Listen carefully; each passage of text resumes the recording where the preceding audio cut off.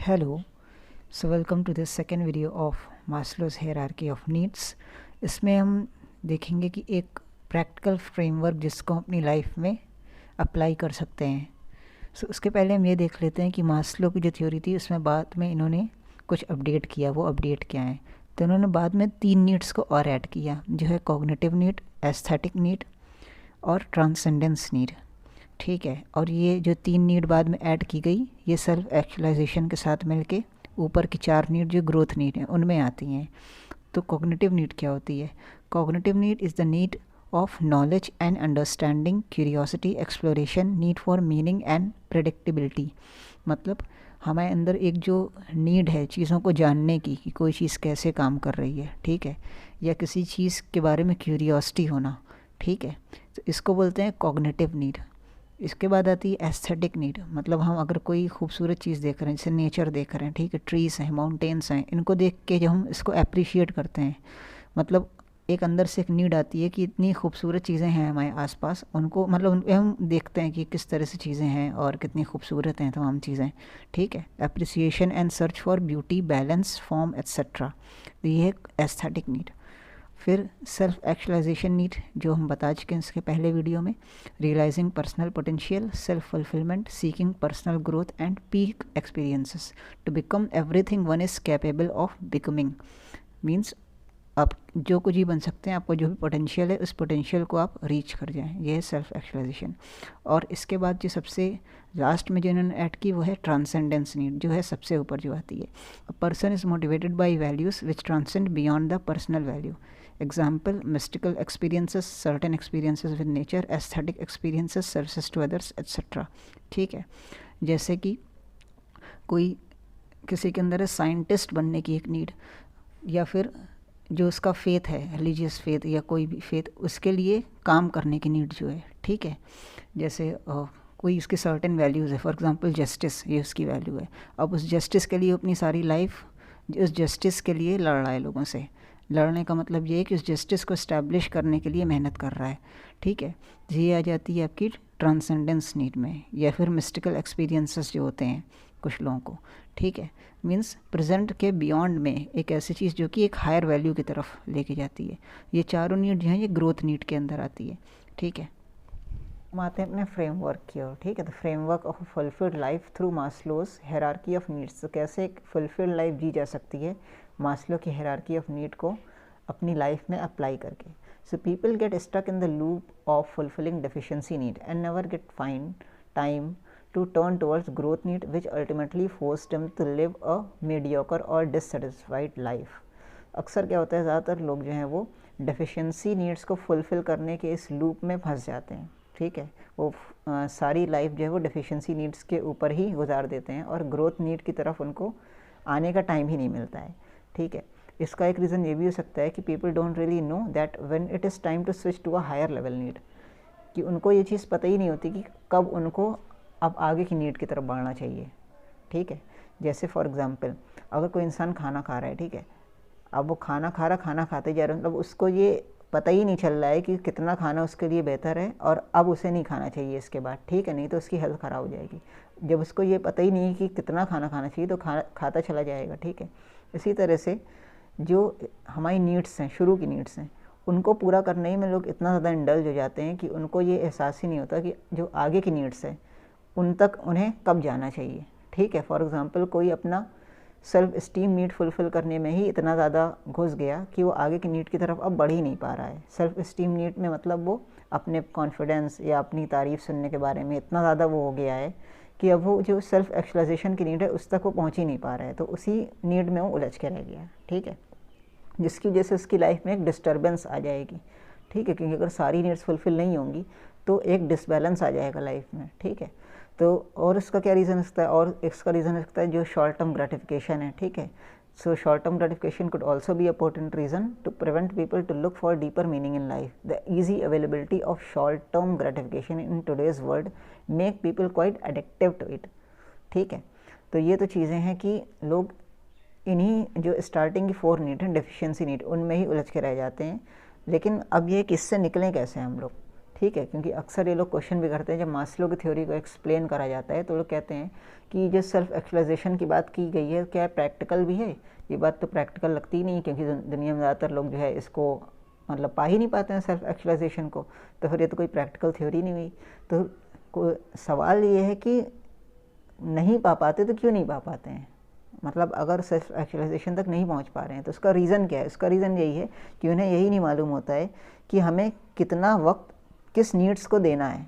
ठीक है, जब यही नहीं पता होगा कि कितना वक्त किस चीज़ को देना है, तो हम जो लास्ट वाली चीज़ है वो तो ऑब्वियसली छूट ही जाएगी ना। तो ये इस वजह से वो उस नीड तक नहीं पहुंच पाते हैं।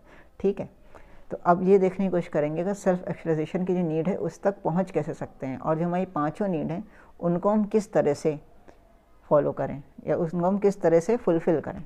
ठीक है, तो इसकी बिगनिंग हम करेंगे जो एक कोट है सेनेका का, take each day as one life. ठीक है, सेनेका ने ये बात बोली थी, जो कि एक काफ़ी वाइज फिलोसफर थे, कि take each day as one life. हर दिन को एक अपने आप में एक ज़िंदगी माने। तो ऐसा करने से क्या होगा कि हम जो एक दिन में जो चीज़ अपनी लाइफ में अचीव करना चाहते हैं वो हम एक दिन में अचीव करने की कोशिश करेंगे। मतलब ये कि जो भी हमारी नीड्स हैं हम ये कोशिश करें कि पूरे दिन में वो सारी नीड्स के ऊपर हम थोड़ा थोड़ा वक्त दें।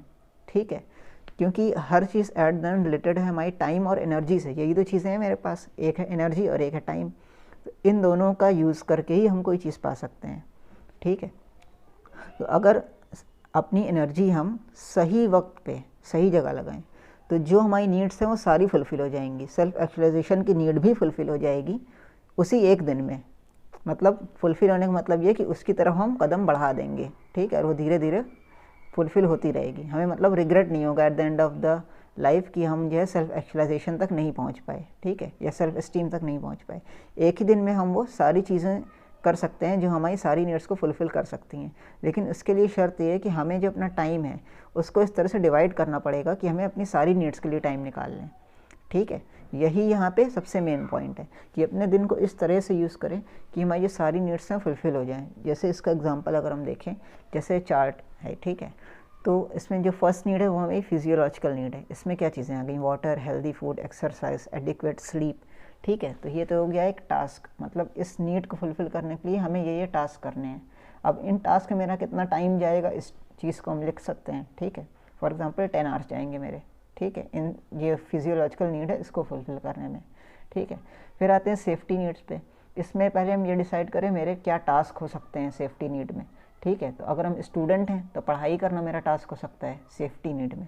और अगर हम कहीं काम करते हैं, कहीं एम्प्लॉई हैं, तो जहाँ हम काम करते हैं वो जो मेरा काम है वो मेरा सेफ्टी नीड में आ जाएगा। ठीक है, क्योंकि हम काम करेंगे तभी तो मेरी जॉब चलेगी और फिर हमको उससे फाइनेंशियल स्टेबिलिटी मिलेगी, तो वो मेरी सेफ्टी नीड है। ठीक है, इसके आगे हम लिख रहे हैं कि इसको लिए हमें फुलफ़िल करने के लिए हमें कितना टाइम चाहिए। फॉर एग्जांपल 8 आवर्स चाहिए। ठीक है, ये लिख लिया। फिर हमारी जो थर्ड नीड है वो है बिलोंगिंगनेस नीड। ठीक है, मतलब हमें अपने दोस्तों के साथ टाइम बिताना है, अपने जो है फैमिली के साथ टाइम बिताना है, या सोशल मीडिया पर टाइम बिताना है। ठीक है, जिससे हमें बिलोंगिंगनेस की नीड जो है फुलफ़िल हो। उसमें कितना टाइम हम दे सकते हैं, फॉर एग्जांपल 3 आवर्स हम दे सकते हैं। ठीक है, फिर इसके बाद आती है हमारी सेल्फ एस्टीम नीड। इसमें क्या क्या चीज़ें आती हैं, ऐसी चीज़ जो करने से हमें खुशी मिले या हमें अपने बारे में बेहतर फील हो। ठीक है, एक सेंस ऑफ अचीवमेंट मिले।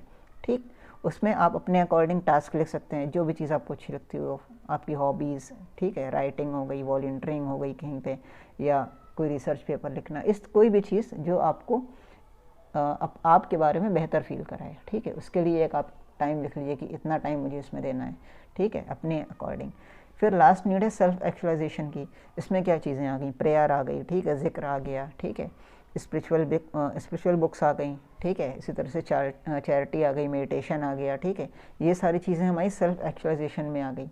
ये सारे जो टास्क हैं, इस तरह के टास्क। ठीक है, इसके लिए फिर आप टाइम लिख लें कि इतना टाइम मुझे इसमें देना है। तो जब आप डेली इन चीज़ों को, मतलब अपनी सारी नीड्स से रिलेटेड जो टास्क हैं उनको डेली फुलफ़िल करने की कोशिश करेंगे, तो आपकी सारी नीड्स भी फुलफ़िल हो जाएंगी। और आपको फिर ये नहीं लगेगा कि जैसे लोग कहते हैं ना कि सेल्फ एक्चुअलाइजेशन की नीड तो कोई फुलफ़िल ही नहीं होती, तो ये तो प्रैक्टिकल थ्योरी नहीं है। ऐसा नहीं है, थ्योरी प्रैक्टिकल है। होती इसलिए नहीं क्योंकि हम लोग टाइम को मैनेज नहीं करते। जब उस चीज़ में हम टाइम ही नहीं देंगे तो वो चीज़ हम कैसे पाएंगे उस चीज़ को। ठीक है, और मोस्ट इम्पॉर्टेंट चीज़, बहुत से लोगों को ये पता भी नहीं होता कि ऐसी भी कोई नीड है हमारे अंदर जो फुलफ़िल होनी चाहिए। ठीक है, जो सेल्फ एक्चुअलाइजेशन की नीड है। अब बहुत से लोगों को ये चीज़ पता भी नहीं होता कि ऐसी कोई नीड है, इसको हमें फुलफ़िल भी करना चाहिए। ये ऐसी बात है जैसे अगर आपने कोई गेम कभी खेला ही ना हो तो आपको उस गेम में कभी मज़ा नहीं आ सकता, क्योंकि आपने गेम कभी खेला ही नहीं है।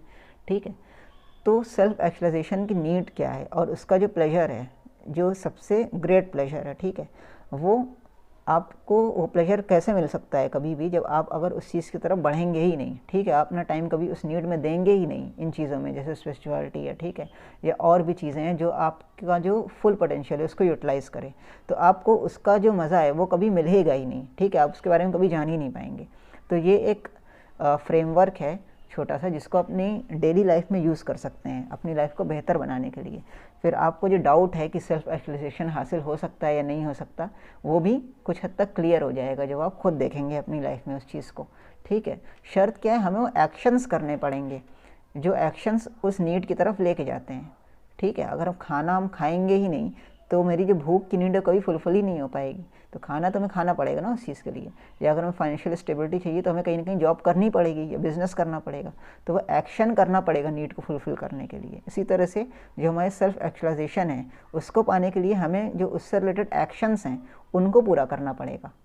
ठीक है, तो उस तरह से हमारी वो नीड भी फुलफ़िल हो जाएगी। तो ये एक प्रैक्टिकल सा फ्रेमवर्क है जिसको अपनी लाइफ में यूज़ कर सकते हैं टाइम के अकॉर्डिंग। मीन्स टाइम डिवाइड कर लीजिए, अपने टास्क को डिवाइड कर लीजिए नीड्स के अकॉर्डिंग, और ऐसा करने से आपकी जो नीड्स हैं, सारी नीड्स हैं, फुलफ़िल हो जाएंगी। So this was all for today. Thank you.